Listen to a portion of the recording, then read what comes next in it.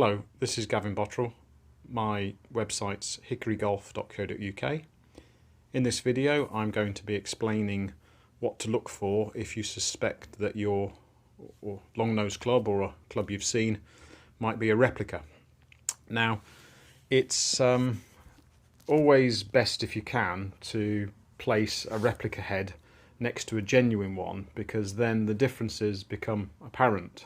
If you're just looking at a club in isolation without any others next to it, then it is not always so easy until you've seen many genuine ones and many replicas. Okay, so the first thing to point out is this is the replica.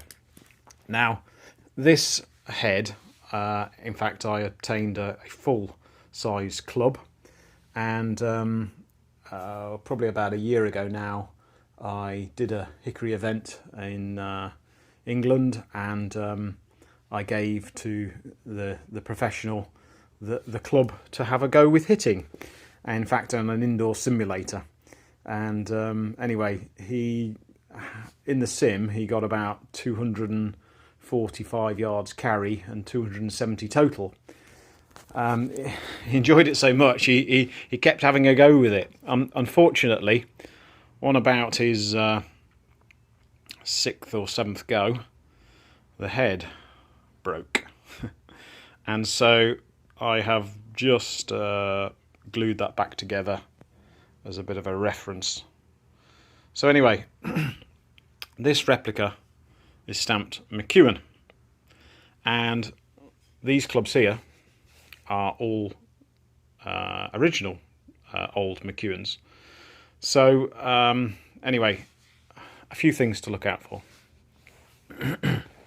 Now, even if the heads weren't stamped with any name, I'm trying to point out things that are to do with the form and shape of the club head. So if we look at the way that the lead is formed, on real clubs it's usually very long. This one is probably the earliest of these three. This is probably 1840s. And it actually comes right up onto almost the top of the face edge there. There's hardly any edge. And similarly down the bottom, it almost is on the sole. Almost, but not quite. And I think what must have happened actually when they made a lot of these clubs, and this is what I do when I make a replica longnose, to get that effect, you can't really take out the recess for the lead with the head shape fully formed. You have to put the lead in and then basically remove the wood, because otherwise the hot lead is more likely to crack the wood, if that makes sense. So that's one thing to look out for. And if you see, and it's not always that the perspective of the camera will pick this up, but that's the length of the lead. This one is a tiny bit shorter. This one is probably as long as the original. And this lead has had actually a great big portion removed to make the club a lighter swing weight. So when I see an original head like that, whilst it's one might say an imperfection, to me it's a great indicator that the club is an original. And all these things I'm pointing out, it's not just one single thing. It's a multitude of things, when taken together, make you form an opinion whether a club head is old or not. Okay, so if we look at this replica head, we can see that there's a much greater width in comparative terms there, particularly on the top section, and down here in this section here and this section here. And that's because these heads, and now there's been a couple of companies producing these over the last 30-40 years in Scotland particularly. They probably use some mechanical mortising means to actually take that out, or a router on a jig, and they don't want to risk keep breaking through into this section here. So the leads are not as typically not as long, and they're certainly not as tall, if you like.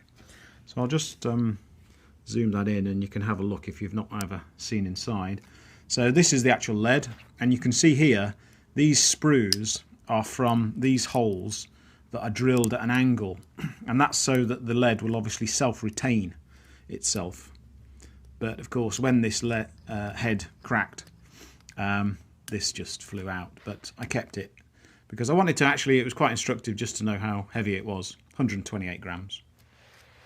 Okay, so the next thing really to look at is the sort of, one might say, the side profile.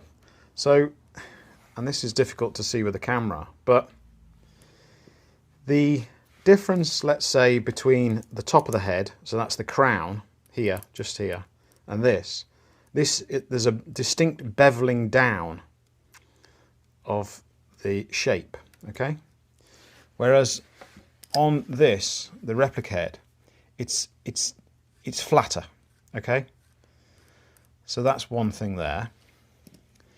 Okay, whilst I've got the camera and the heads in this orientation, on real ones, the whipping comes down very, very close to the end of the shaft. So if I look at that one, in fact, saying that, this is probably a more typical example. You've got a tiny bit of the shaft tip there. Now this one, by happenstance, has quite a long finger. But then, when you look at the replica, there's a very large finger. And I can remember when this did have a shaft on it, it was very, very, the section, again, of the wood there, of the tip, was actually quite large. And also why that is because the length of the scare on replicas, now if I put that equal to the bottom there, and you can see the old whipping marks, the length of the actual join is less on replicas. Now, again, that's a bit counterintuitive, really, because you would think if you were making a replica, you would want to make it stronger. Which brings me to my next point, which is if you look at the neck shapes here on genuine ones, that's very much an oval shape. Okay, so that's the longer section. So if I turn this round, you'll see that's an oval, okay? Whereas on replicas, they are a lot more rounded in just this section here. It's not a perfect circle by any means, but that neck is thicker. Okay, what else? Okay, let's look at the horn slip. Right, so if we put these two next to each other. Okay. So, the horn slip on the replica stretches a lot further down towards the heel of the club. This is the heel here where my thumb is. So it's much longer. It's actually much wider. It's almost, it's a lot more transparent. Now you can actually see the pegs there, the wooden dowels I mean, as it goes through the horn. Whereas on old horn, and funnily enough I'm just talking to somebody online about this at the minute, whether it's the type of sheep, ram's horn that was used, is a thought, but generally old horn is not translucent, so you don't see the pegs. Whether that's also just because old horn gets a bit more scuffed and scratched is one possible thought, but it is very simple to see. Now on this head you will also see that this slip has a bevel angle that's a lot more pronounced And what I mean by the bevel angle is the shape of the horn here. If you see that on the original, they're a lot more squarer going into the face. I hope you can see that. Sometimes what you'll see on replica heads is the dowels are much too small a diameter. These ones on this head aren't too bad. They are close to original size. But on some, they are clearly too small a diameter. And also, sometimes they tend to be pegged right up close to this end of the horn. And right up close to this end of the horn. So there's a large gap. The other thing you can see is actually on the dowels on original ones, they tend to look a bit oval, not perfectly round, which is a bit because what they do is when you're drilling a hole into the head, you're actually drilling it at an angle. If I can illustrate this. So the drill is coming in at this angle, away from the face. And what that means, if you can imagine it in geometrical terms, is that that is not a circular hole. It's an oval hole. And when you put your dowel in, you're going to cut off it and you're going to get a slightly oval dowel, not a perfectly round one. The other things to say about old clubs is, now this I can't show you, but what I'm doing is I'm just rubbing my thumb gently over that dowel, and I can actually feel an edge to all of those dowels.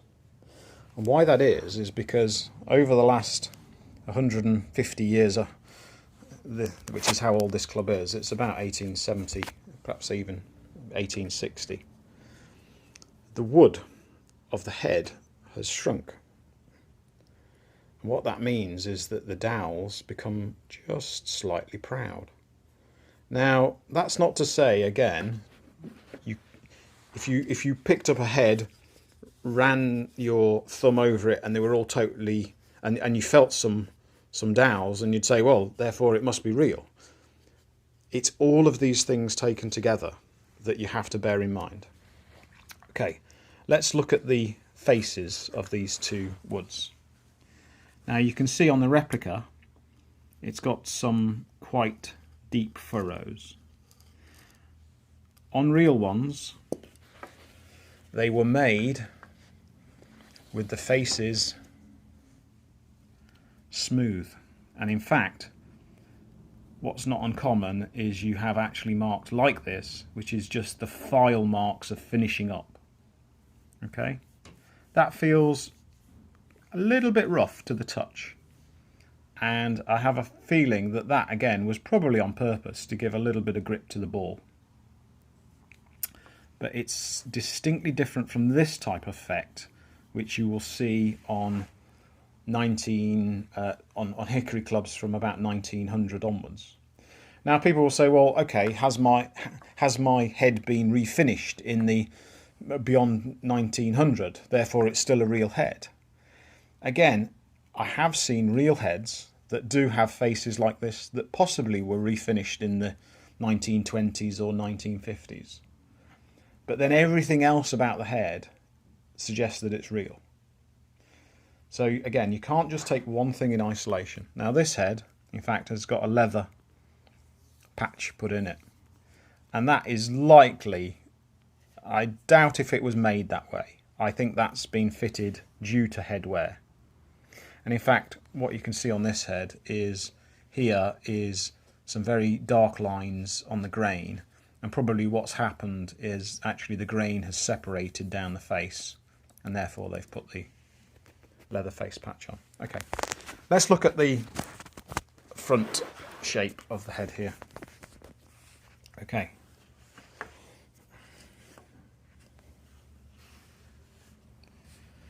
So, when you're looking at a real head, you see this angle here. That's as the wood falls away in a certain shape there. you get this almost natural there and there. Okay, you don't see it nearly hardly at all. Whilst there is a sort of face shape there, it's not the same falling away of the wood that's done that. That's almost like the face has been sanded into it, not a surface here that then falls away. Okay. All these things. See how this is actually quite rounded here. You don't see that on old clubs. It's much more of a line. And again, that's to do with how that shape there of the toe is formed. Now if we look at this in plan elevation,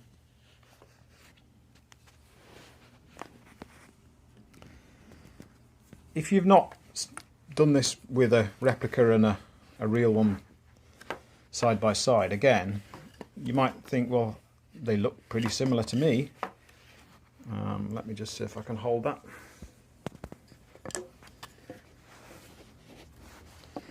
Okay. Trying to get them. They are distinctly different shapes to my eye. Here, this flows down and it's almost a straight line going up to the widest part of the head. Here, it's a curve there, and then it curves, and it's a much more curved outline overall here. There's a slight hook to this face. There's no hook at all here. That's straight. Another clue is the position of the name stamp.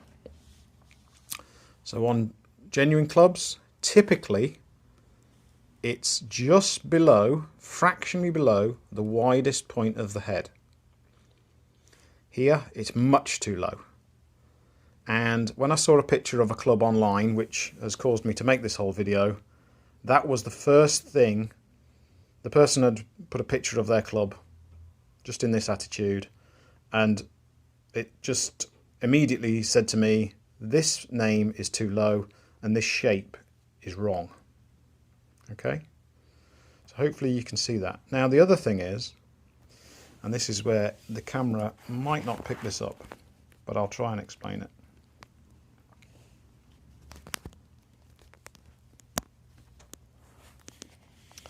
On real clubs, genuine old clubs, this name stamp here is not at 90 degrees to this portion of the face.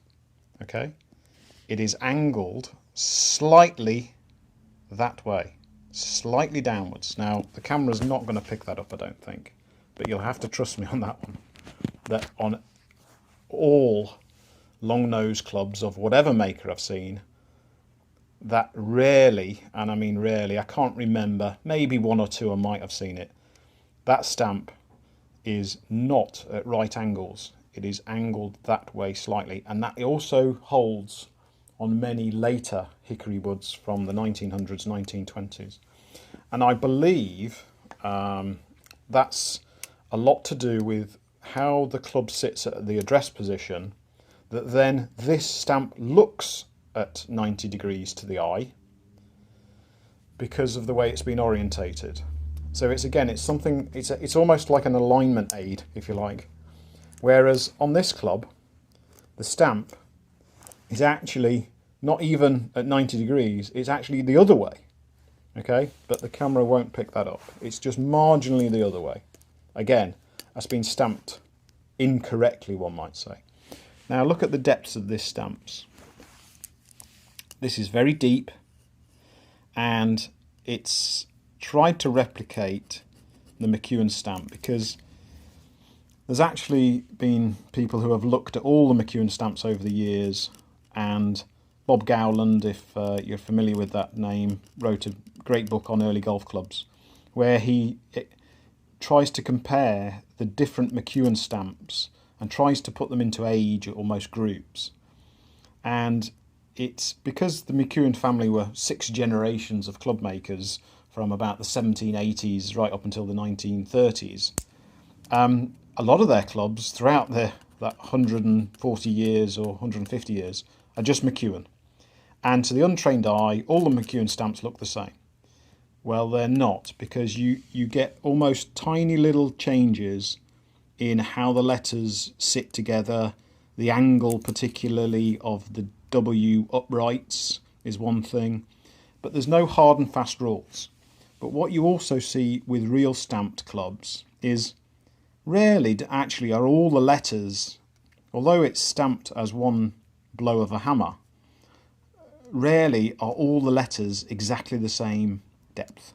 And that's because you've got a much more pronounced, usually dome effect of the head. So, but equally the stamps were not straight. So particularly on McEwen's you tend to get a deep N, and whereas the E is a lot more shallower. Where you compare those two stamps, all those letters are as deep as each other. This is a lot more nuanced. So that's one thing about the stamps. Okay, what else? I mean, one thing, once you've compared, again, and I can't do it here because old whipping is more like string. Okay, so that is, it's a base linen, white linen or a creamy linen, and then it's had pine tar over the top of it. Now if I compare it actually with this club, now if you see this whipping on this 1840s McEwen is very, very thin, and that's because this is not original whipping. I would say that has been done in the 1920s. So again, if I just looked at this club and just looked at that and said, oh, too small gauge whipping, therefore it's a replica, I'd be completely missing the whole point, that this has been redone. So if you buy an old club and somebody says, well, it's been re-whipped, it's obviously been refinished, you've got to look at other things. You can't just measure it on one single thing. Incidentally, this shaft has a lemon wood shaft, and this is hickory on the other real one. Now, one thing to say, and I don't have the shaft from this replica to hand, is when you look at a real hickory shaft and you look at the top and you look at the end and you count how many rings, again, what you will often see is at least, I can't really do that, but the rings are going vertical. It's not really picking it up.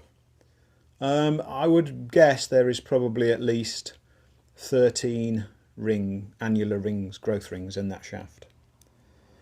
On modern hickory shafts, and particularly ones that are produced by the companies in Scotland, you might get 7 or 8 annular rings, not that many at all. It's a lot faster growing hickory and it's not as stiff. And what that also means is that the shafts on real clubs are very, very thin sectioned just above the scare. Now this one, being lemon wood, is actually relatively quite thick compared to this one, which is quite thin, and hopefully the camera can pick that up. Okay, this is probably half an inch. It's tiny, and again, when you look at a replica club, you will see a lot thicker shafts in general made of modern hickory. So that's just a few things to look out for when you're appraising a long nose. There are other things, but hopefully that will give you a good grounding in what to look for. So thanks for watching, and please check out my website, hickorygolf.co.uk. I shall be developing that website and putting more good stuff on there in the coming weeks and months. And if you have any questions, please leave a comment in the box below on YouTube or send me an email to info@timewarpgolf.com. Thanks. Bye.